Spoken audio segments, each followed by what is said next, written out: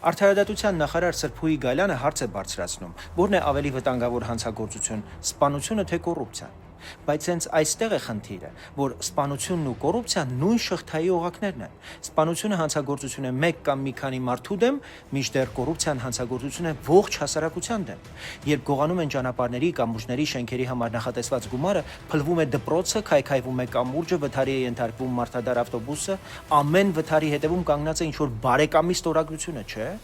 Երբ բանակը տարիներով թալանվում է, չի գնվում սպառազինությունը, զենքը, կապի ու պաշտպանության միջոցները, այդ թալանի պատճառով մեր երեխաներն իրենց կյանքով են վճարում։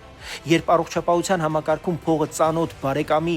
խնամու հարաբերությունների վրա է ծախսվում, ոչ թե սարքավորումների վրա, շտապօգնությունն ու դեղը ժամանակին չեն հասնում, դա նույնպես սպանություն է, պարզապես առանց կրակոցի։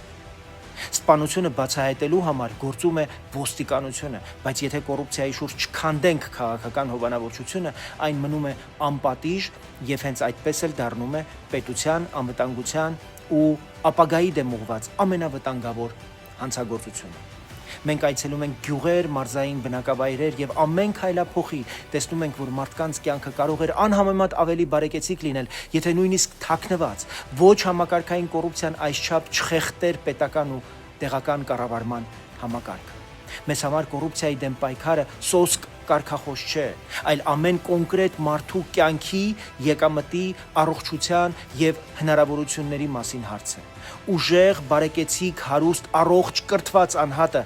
ուժեղ պետության միակ իրական հենարանն ու հիմքն է։